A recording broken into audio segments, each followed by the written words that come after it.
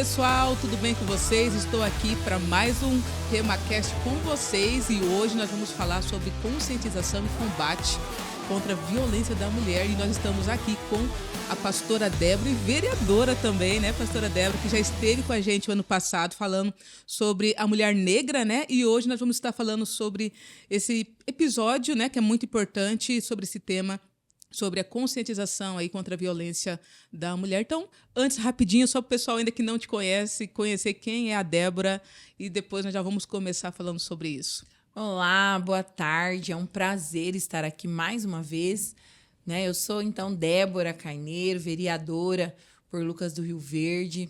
E nós estamos aqui hoje também como pastora, né? Além de vereadora, também como pastora, para falar desse tema tão importante que tem afligido e que é uma demanda social, né, muito significativa e que nós precisamos, de mãos dadas, enfrentar no nosso país e também no nosso município. E é uma honra ter a senhora aqui mais uma vez com a gente.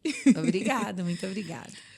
Vereadora, a senhora também é presidente da Procuradoria da Mulher, é isso? Isso. Estou na coordenação, né? Estou como procuradora da mulher na Câmara Municipal. Então, a Procuradoria ela é uma instituição, né, dentro da Câmara Municipal. Né? Então, hoje nós já documentamos, né, esse órgão dentro da Câmara Municipal.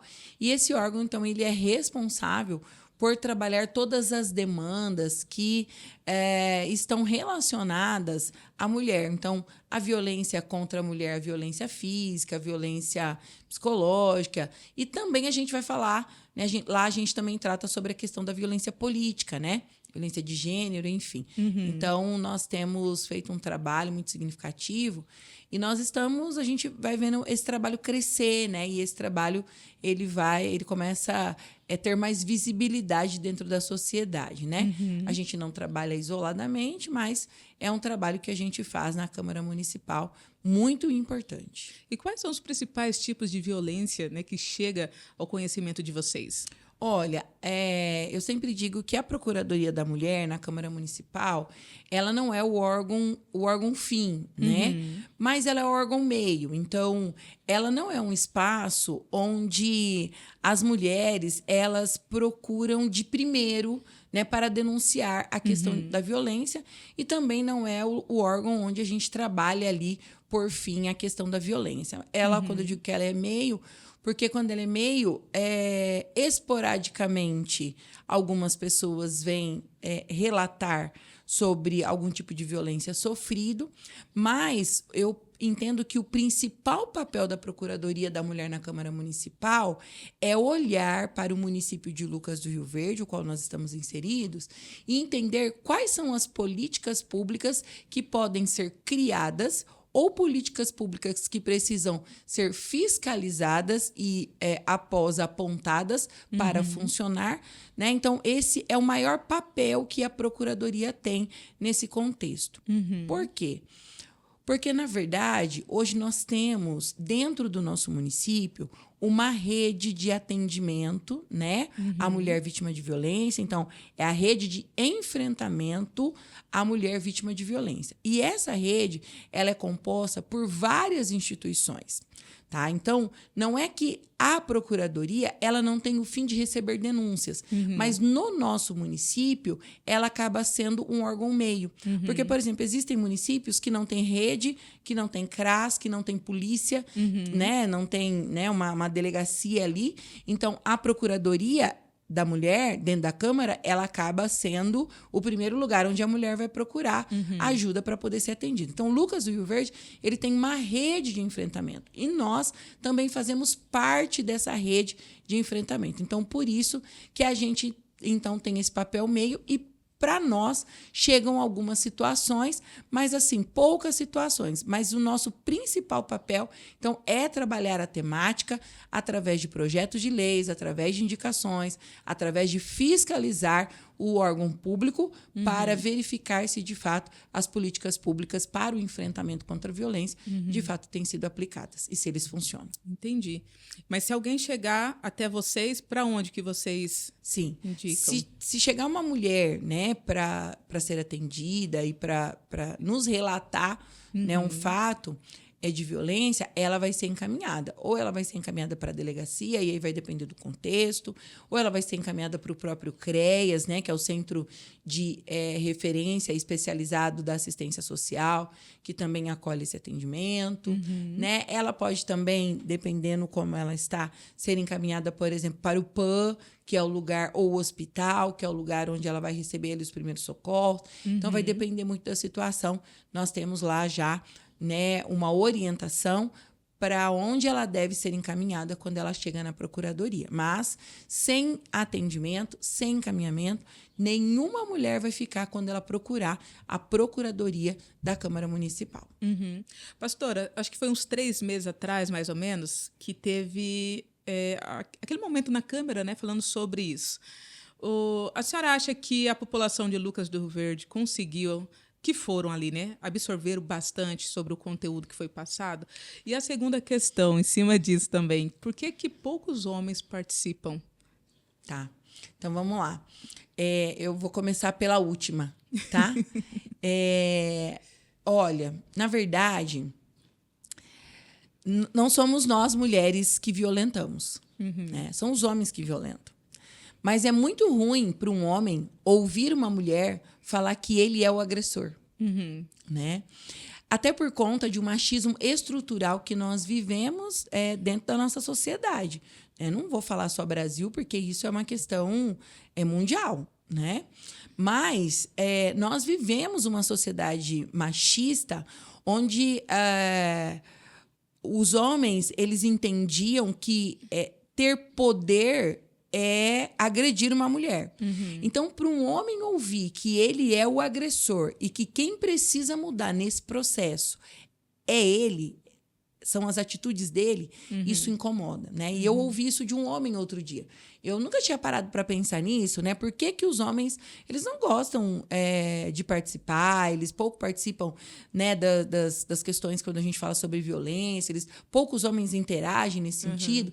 E aí esse rapaz, que é um assistente social, ele disse, olha, é muito ruim para mim como homem ficar ouvindo de uma mulher que eu sou culpado, né, de tudo que vem acontecendo em relação à agressão. Então, nós vamos precisar trabalhar muito tempo ainda para que os homens eles possam se engajando nessa causa. Nós não tínhamos, 10 anos atrás, não existia homem que se engajasse nessa causa. Hoje, nós já vemos uma porcentagem de homens se engajando nessa causa. Foi o que a gente viu naquele evento que a gente, né, junto ali, conseguiu trazer para Lucas do Rio Verde. Era um sonho, né, que eu tinha de trazer alguém que falasse sobre violência doméstica no âmbito religioso, no âmbito cristão. E que tem propriedade para falar, isso, né, uma pessoa que tivesse propriedade, uma pessoa, né, porque tem aquele ditadozinho, né, santo de casa não faz milagre. Né? Então, não poderia ser, né, nós falando sobre isso, né? Então, eu sempre sonhei com isso e Deus, né, na sua infinita bondade que Ele tem com a gente, Ele preparou o nosso encontro, né, com a missionária Rosângela, né, e que também é juíza, e que naquele dia, né, que vocês também estavam lá com a gente, ela foi muito feliz nas colocações, né, que ela fez. Então, ela trouxe com muita propriedade coisas que, às vezes, nem a gente sabia, né? Coisas que aconteceu que nem a gente sabia. Então, assim, muito importante e eu acho que a gente não pode, eu tenho certeza, que a gente não pode ficar só naquele momento. Nós precisamos, enquanto cristão, continuar trazendo pessoas que vão falar sobre a violência doméstica no âmbito religioso, porque ainda é algo muito velado. E quando alguém se levanta para falar sobre isso, né? Nós vimos também nos últimos episódios aí a missionária Raquel falando sobre isso, né? Então, o quanto isso parece que mexeu no formigueiro, né? Parece que aí os religiosos, né? Eles, né, se despertaram. Porque eu sempre digo, né? um agressor, um predador, ele vai estar em todos os lugares, né? Ele vai estar na igreja, ele vai estar no centro espírita, ele vai estar na Umbanda, ele vai estar no catolicismo, ele vai estar na polícia, ele vai estar na escola, ele vai estar no meio da medicina, no meio dos advogados, enfim, né? Então, não é sobre uma classe, é sobre pessoas que não têm caráter que estão lá. Sim. E nós precisamos descobrir, precisamos fazer alguma coisa a esse respeito. Então, foi excelente para aquele público que estava ali, né? Foi algo muito marcante. A gente já sabe que aquelas informações foram multiplicadas e nós queremos fazer outros momentos como aqueles. Pastora, muita gente acha que quando falamos sobre violência, é somente violência física, né? Mas existe outros tipos de violência, né? Emocional, né? Que entra na parte do psicológico da pessoa, né? E eu queria que a senhora falasse um pouquinho sobre isso também, né? Para as pessoas entenderem. Muito interessante, porque a violência física, né, e a sexual, elas estão muito juntas. Na verdade, elas são praticamente o último do ciclo, né, dentro da violência doméstica, tá? Ela é a última violência do ciclo, porque a violência ela começa com a violência emocional, né? Nós temos a violência psicológica, nós temos a violência patrimonial, né? Porque às vezes o agressor ele tem todo o domínio financeiro da casa e aí ele agride e diz, não vai embora, porque ele já está praticando a violência emocional, né? Emocional de mexer mesmo com as emoções daquela mulher, né? Psicológica, quando ele, né, pressiona aquela mulher. Então, nós temos a violência física e a violência sexual também, né?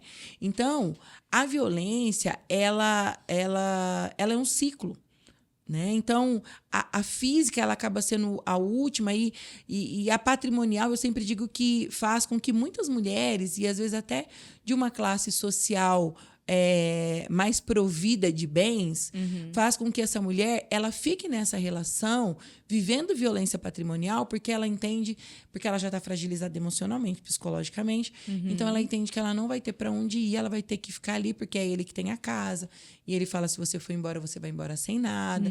Então a pessoa acaba que ficando cega em todo esse contexto e não conseguindo olhar para ao seu arredor, né, para o seu redor e enxergar que ela pode sair desse ciclo, né, que é a violência dentro das suas nuances, né? Então, ele não me batia, né? Tem muito isso, sabe? A gente ouve muitos relatos. Não, ele nunca me violentou, ele não me batia. E quando você vai ver, ela sofria violência psicológica, violência moral, violência né, emocional, enfim. Então, ela já vem sofrendo e a violência ela vai dando... a violência doméstica, ela vai trazendo... Ela não chega do dia para a noite, né? Então, nada é do dia para a noite. Então, tem todo um histórico e vem vindo e aquilo vai crescendo até chegar ao fim da violência física e, às vezes, é um feminicídio, né? E quais são os primeiros sinais, né, que está tendo ali um relacionamento abusivo, né? Sim, eu sempre digo, pastora Alice, que no namoro, o namoro é pra gente se conhecer, né? Isso. Então, o namorado que grita é o marido que vai gritar e vai bater, né? O namorado que tem ciúmes excessivo, né? Que é aquele negócio que, deixa eu ver seu telefone, aonde você estava, por que você não me falou, que horas você chegou em casa, sabe esse tipo de controle, né? Que não se deve nem no casamento, então muito menos no namoro. Então, quando a pessoa ela tá ali naquele relacionamento se conhecendo, ela já vai ter sinais, né? Os sinais já vão estar ali, né? Nenhum relacionamento, do dia para a noite ele começou a me agredir, não. Talvez ele segurava forte pelo braço, deu um empurrão, né? Um puxão de cabelo, pegou o celular, tacou o celular na parede, deu um soco na parede para não dar um soco no rosto da pessoa. Então, tudo isso já são, né, assim, alertas de uma violência que vai aumentar. Ela não vai diminuir. Eu sempre digo que no início do relacionamento as pessoas acham tudo inho, né? Gatinho, bonitinho, amorzinho, né?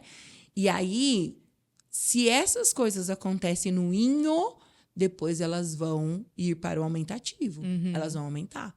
Então, as mulheres, elas precisam ficar muito atentas a esses detalhes, né? Às vezes a gente vê adolescentes que, porque ele me ama, ele não deixa eu sair para conversar com as minhas amigas, se eu estiver conversando com algum amigo meu, ele me proíbe, ele acha ruim, né? Então, isso não é algo para que a gente possa se engrandecer ou para que a gente possa dizer, ele me ama. Não. Amor não é sobre isso, né? Então, esses detalhes, eles são muito importantes e a gente precisa olhar para esses detalhes. A gente não pode esconder, a gente não pode ocultar esses detalhes. E quando a vítima que está passando por esses abusos, por essas violências, ela tem medo de denunciar? E claro que isso vai trazer uma consequência, né? Mas o que a senhora diria para essa pessoa, né, sobre a importância de denunciar o abusador, mesmo que sente o medo ali, né, do agressor? É porque o agressor, ele sempre vai ameaçar, né? Ele sempre vai dizer, eu vou matar, tal. E por horas, ele pode mesmo matar, né? O que eu vou dizer para essa pessoa? Que ela deve procurar ajuda, né? Com um amigo ou com alguém. Alguém precisa saber disso que está acontecendo para que ela possa procurar, né? A proteção ideal para o caso dela. Né? Então, por exemplo, em Lucas do Rio Verde, nós já chegamos, através de determinações judiciais, né, encaminhar mulheres para os municípios de origem da sua família, da sua rede de proteção, né? Então, da sua família extensa, né? Então, nós já fizemos vários encaminhamentos para que elas pudessem voltar perto da sua família, talvez se estabilizar, esperar essa situação se resolver e voltar. É o ideal? Não. É o certo? Não. Porque nenhuma mulher devia sair do seu lugar para se proteger. Mas, entre proteger a vida, né? E escolher, eu vou ficar e aí acaba morrendo, então é melhor que ela proteja a vida, porque, infelizmente, existem situações, né? Então, acontecerão denúncias, nós podemos denunciar, tal. Mas quem garante que as denúncias que eu tenho, né? Vamos falar, eu tenho denúncia. Mas se eu não tenho prova suficiente para condenar aquele agressor, a justiça não vai condenar aquele agressor. Né? Então, é muito importante, outra coisa que eu alerto, é para que essa mulher que está sendo agredida, para que ela acumule provas. Né? O que são provas? Conversas no telefone. Né? Então, por exemplo, nós tivemos um caso de feminicídio. Se eu não me engano, o último caso aqui em Lucas do Rio Verde foi aquela senhora que o ex-marido dela matou ela a facadas e a filha também foi agredida, né? Então, naquele caso, ela tinha no celular dela, e a polícia pegou depois, uma mensagem dele com um facão, né? Uma faca, e por dentro da faca, uma calcinha dela, que ele tinha pego, né, quando saiu da casa, tal, dizendo para ela assim: esse vai ser o seu fim. Então, ela tinha provas, e se ela fizesse um boletim de ocorrência, naquele caso, né, talvez a polícia já prenderia aquele homem. Mas, por hora, a mulher ainda ela tem, porque a mulher ela tem muitas emoções afloradas, né? Diferente do homem, que é mais o racional. Então, por horas, a mulher, às vezes, ela pensa: não, mas ele não vai me matar, ele não vai ter coragem. Né? Mas a gente não pode brincar com isso. Ele vai ter coragem, sim. Né? Então, a mulher, ela precisa, conforme ela vai pegando provas ali, tem coisas no celular, conversas, talvez a câmera da casa que registrou o cara chegando lá e ameaçando e tal. Então, são provas que ela precisa juntar, procurar alguém, uma pessoa da sua confiança, que saiba do que está acontecendo também, porque a qualquer sinal essa pessoa sabe como pedir ajuda, né, para ela também, mas procurar uma delegacia. Então, hoje, nós temos em Lucas do Rio Verde, graças a Deus, e graças a um trabalho muito efetivo, de muita insistência, né? Então, eu sempre vou falar, né, sobre o nome da dona Janice, que é a secretária de assistência social, primeira-dama do nosso município, que sempre trabalhou muito, né? E fez muitas negociações, muitos pedidos, muitas solicitações para que a delegacia viesse para Lucas do Rio Verde. E aí é isso que eu falo, a gente também precisa ir trabalhando aos poucos, porque inicialmente a gente não conseguia a delegacia. Sim. Né? Mas depois veio o núcleo. Olha aí. O núcleo de atendimento à mulher, que já foi um avanço. Sim. Então, ele funcionava fora da delegacia de furtos, roubos, enfim. Então, tinha um atendimento mais especializado, mais humanizado para a mulher. E agora nós temos, então, depois de um tempo, a delegacia. Né? E essa delegacia hoje, ela dá o suporte. Então, se acontecer alguma coisa, peça ajuda, procure a delegacia.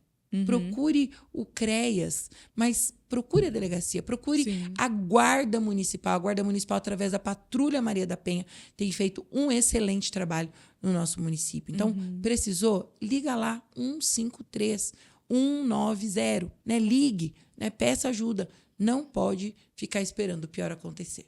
E até essa questão, pastora, existe uma orientação, que a senhora falou, né, de alguém que está passando por abuso, orientar um amigo, conversar com um amigo, né, conversar com a sua família, mas existe uma orientação até para essas pessoas familiares, como lidar com essa situação, porque às vezes a pessoa escuta, mas não toma partido de ajudar, de falar assim, olha, faz isso, né? Como orientar isso? Existe, né, uma orientação? Na verdade, quando a gente ouve uma situação, a gente vai ter que sempre encorajar a pessoa a denunciar.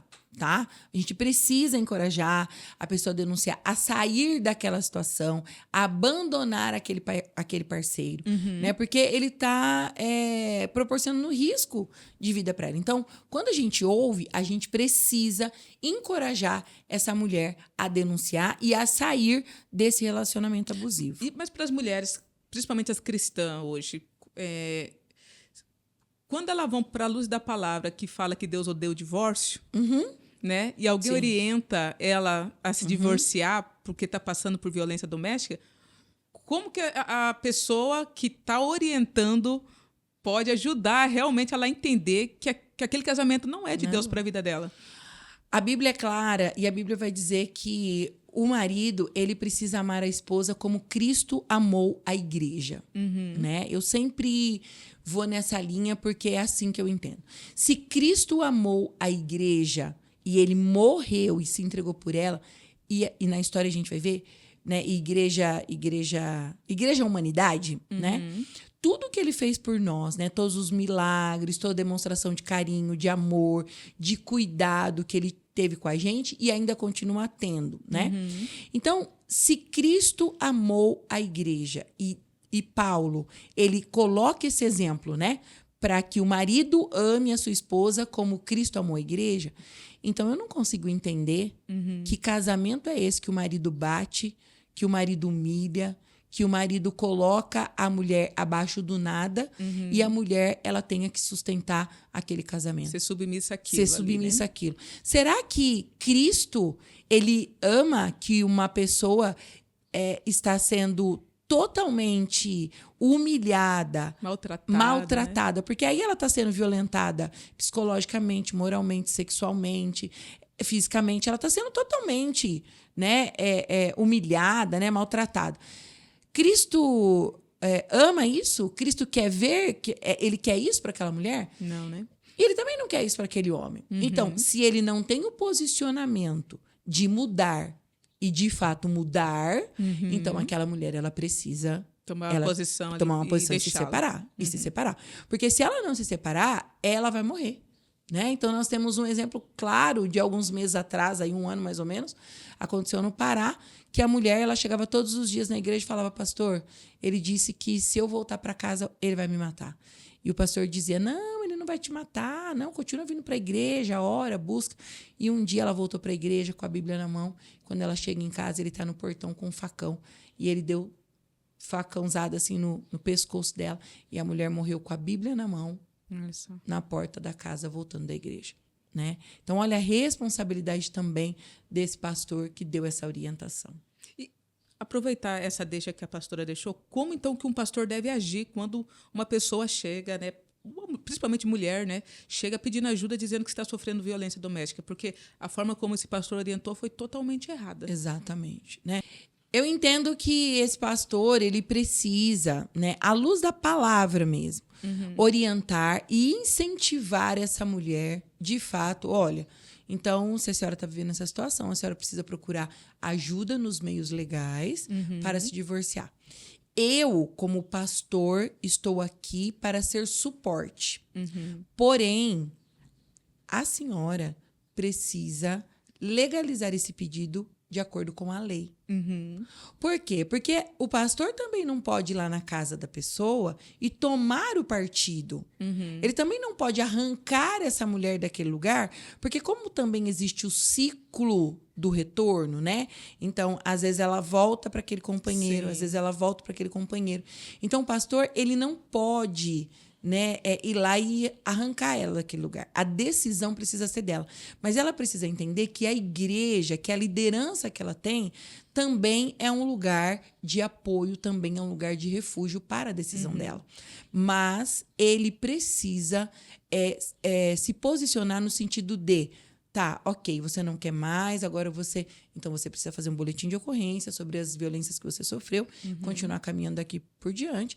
E como igreja, né, a gente vai dar todos os suportes, né, que a gente precisar, entende? Porque, às vezes, você também vai lá e fala uma coisa, aí a pessoa não tem boletim de ocorrência, não tem nada, você também fica, né, vendido ali naquela situação, né, não podendo também fazer muita coisa, né? Então, também temos que ter sabedoria mediante a palavra. Na sua opinião, pastora, quais são os erros que as igrejas mais cometem quando vai lidar com esse tipo de situação? Se escorar na palavra, se escorar na Bíblia, né? E aí, nesse versículo que fala sobre o divórcio. Porque é claro que para o pastor é muito mais fácil ele falar, irmã, vai orar que Deus vai resolver seu problema. E pronto, né? E não é sobre isso. É a mesma coisa quando chega alguém lá na igreja e a pessoa fala pra gente, olha, eu tô com fome, não tem nada para mim comer. E aí eu falo, então tá, vai orar, né? Eu posso pedir para a pessoa orar, mas primeiro eu preciso ir lá, arrumar uma cesta básica para ela e ajudar ela na necessidade que é a fome. E depois a gente vai orar para que Deus possa ser o sustento e resolver as coisas para que ela não passe mais por aquela situação. Então, o maior erro dos pastores na relação da violência doméstica é, às vezes, proteger o agressor, que também é da igreja dele, tá? Então, porque às vezes esse pastor, ele protege e fala, não vai contar, porque ele é líder, porque ele é pastor auxiliar, porque ele é o líder do louvor, porque ele é isso, porque... Não interessa. Tanto na violência doméstica contra a mulher, quanto nas questões de abuso à criança, tá? Nós não podemos proteger. Não podemos proteger. Tem sim que, olha, tá, aconteceu isso, boletim de ocorrência. Boletim de ocorrência. E aí, eu quero lembrar aqui, pastora Alice, e não cabe só a mulher chamar a polícia, o pastor chamar a polícia, não.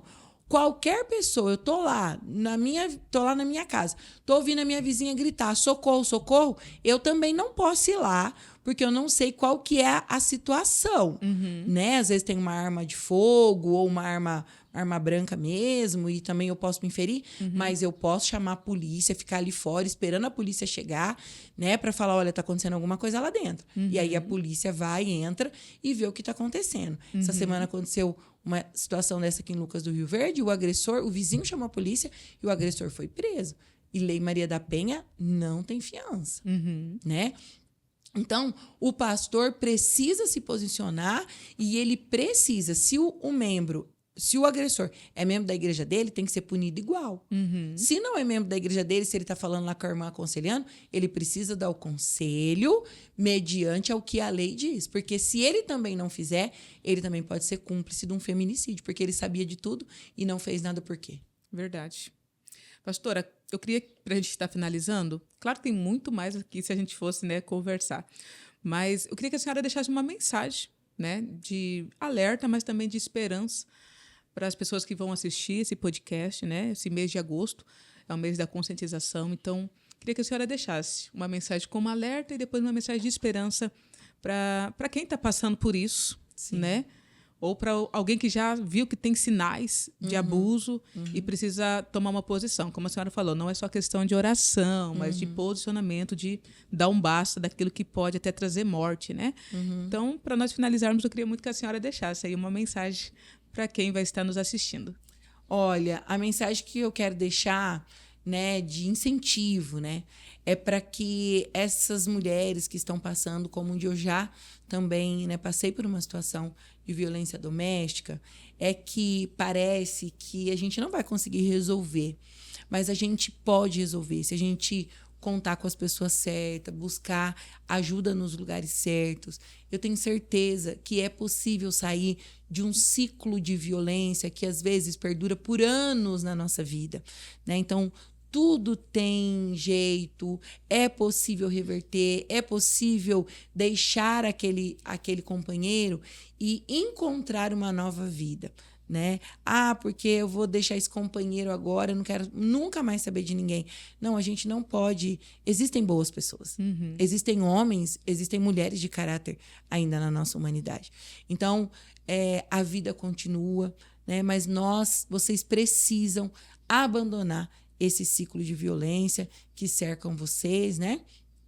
E eu quero dizer que nós precisamos lutar junto. Então, esse momento que nós estamos aqui é um momento muito importante para falar sobre a conscientização ao combate da violência. O Brasil já caminhou muito, pastora Alice, muito, né? Há 10 anos atrás, nós não tínhamos a lei Maria da Penha, Sim. que só aconteceu porque uma mulher quase morreu, né? E nós temos outras leis que elas foram sancionadas porque alguém morreu, né? Então, se a gente lutar junto, se a gente estiver junto nesses espaços aqui ou em outros espaços que nos for dado para falar, para conversar, para orientar, a gente vai conseguir romper. Essa semana eu fiquei muito feliz porque no continente africano, eu só não lembro agora o nome do lugar, uma rainha, ela proibiu casamento de meninas, casamento de crianças. Então, mais de, milhões de casamentos foram cancelados, né, com o decreto que ela fez. Então, meninas de 9, 10 anos, elas iam brincar, elas não iam mais se casar com homens e morrer, né, na noite de núpcias por uma hemorragia interna, né? Então, olha o nível de violência. Então, alguém se levantou para falar, alguém se levantou para combater. E no Brasil não foi diferente. E nós, né, já caminhamos muito, nós já avançamos muito, mas ainda nós precisamos continuar avançando, nós precisamos continuar de mãos dadas, homens e mulheres de mãos dadas para poder combater a violência doméstica, a violência contra as mulheres. Então, essa é a minha mensagem. Mulher, não negligencie, não olhe para você e deixe para depois. Resolva o que tem que ser resolvido, enfrente o que tem que enfrentar.